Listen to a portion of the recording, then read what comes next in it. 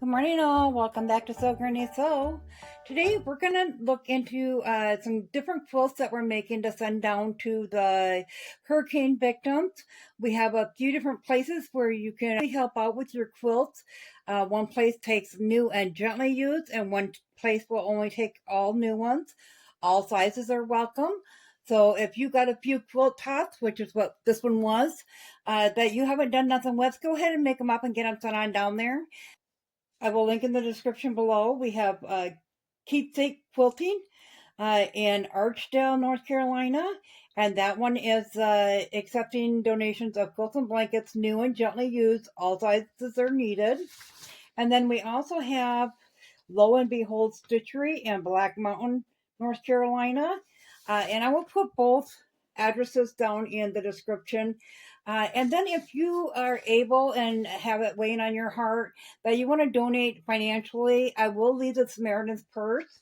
They are having an average of 1,000 to 1,500, I think it was, people a day with boots on the ground helping out down there. Wings of Compassion is another one. There's so many that are taking contributions or supplies right now. So I'm going to go in a little bit on the blankets I have. Now, I've done a video on both this baby blanket and that toddler blanket, but those are two, and I'm just labeling on the front, attaching one that says the size of them. That way they don't have to open them, but these are pre-washed with free and clear laundry soap, vinegar rinse, and just dried with wool dryer balls. So there's no perfumes or nothing on them. So I bagged those ones up. And then we made this quilt top, but I didn't have it done. So I wanted to give you a peek just in case you were interested in how that turned out. So I just did a hand tying on this, and then I put the binding on. But I did a tie on each of the different blocks there. It was a stack and whack blanket. I thought it turned out cute. Bright and cheery. It will make somebody's day, I'm sure. With that being said, I had a goal of making 4 blankets to send down all in that first week. I did not get it because I took ill for a couple of the days. But I did get these fabrics in from 3 Mini Terms. I will link Silva's store in the description below as well. She is donating some more fabrics, so I have enough to do the backing. I am going to make actually a couple different quilts out of this. And here's my pile of stuff. So all I did is I went online and I searched for a PDF for a chef's hat, because the blue fabric in this has gnome chefs, and then it's all about baking, mixing bowls, cookies, cakes, bread, rolling pins, and a chef hat and aprons. So I thought, well, how cute would it be if we did a chef's hat on some of them? And I copied that onto cardboard. So the first thing I did is took a little bit of the Heat and Bound Light, make sure it's the light so it don't gum up your needle when you're sewing. And we just take that and trace that onto that, however it fits on there. Now, the Heat and Bound Light has a texture on one side, and that's your glue, and the other side is just paper, so you are able to trace on that. So you're just going to lay that on there and trace around it.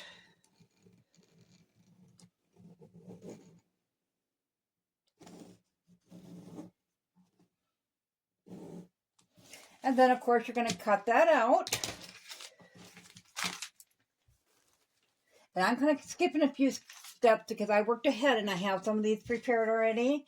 But so you want it, of course, going in the direction, this is your selvage over here. So you want it going in the direction of however you have that. Just take it to the ironing board, and I always start with just a couple presses on that side, and then I flip it over and press it from the other side. And the Heat and Bound Light, it's 6 seconds, so you just put your iron on like that, hold it for 6 seconds, slide it over a little bit like that. That's how this one works. So I have those done up to this point. So we're going to use this fabric and this other blue fabric and alternate the squares. And then our chef's hats are here. So when you go to tear off the back paper, you're going to want to score this so you got somewhere to start with. So you can just take a pin and scratch a line in there. And then that's pulling the paper off the back. Didn't get a very good start on that one.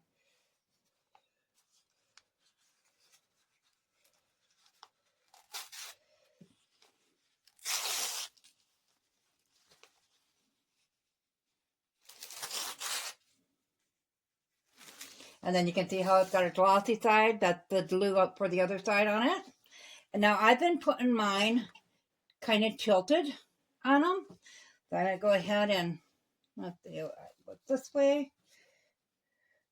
Should be facing that way. So then I just kind of tilted it on there. So that puts it down to here. This one's not yet attached either. So then you're going to take your iron at this point. I centered this, tilted it however I wanted, and then just, kind of eyed the center of it. And then once again, I just pressed it a couple times like that, flipped it over, and then you want to hold it on there for 12 seconds instead of just 6. So once you get it adhered, it will look like this. And then we're just going to bring it over. Now I'm doing a raw edge applique on this. You can do a turned edge if you want. I won't go into that one on this video. I have done it in other videos if you look up a raw edge or turned edge applique. But then we're just going to stitch around the outside edge. And I put mine on a 1 stitch length and 2 for width on my zigzag stitch when I go around it. So once you go around it, it will look like that. Show you on the back here, nice and neat and tidy. The zigzag is really small, which really helps, but the heat and bound light will also hold that on there as well as the zigzagging. So we're going to alternate the squares like this. So in order to do a quilt that is big enough, because I wanted this one to be lap size, approximate 5 by 6 foot. So this one will turn out to be 59.5 inches wide and 68 inches long. So a good size for a lap quilt. So we're going to need 24 of the solid dark blue, 24 of these, and then 24 of the chef hats in white. So I've also got other colors from this line of fabric here as well. But I'm just going to use these 3 because of the fact that I have this coming in the back. That it's a kind that Silver from 30 Minute Charms donated. And then I also have 3 yards of both of these colors. So I'm going to be using that. And then we're going to put a border on of that around the outside edge. And then we'll also do the binding, which will also be in this dark blue as well. So I'm going to go ahead and work on getting all my pieces cut out and my applique done.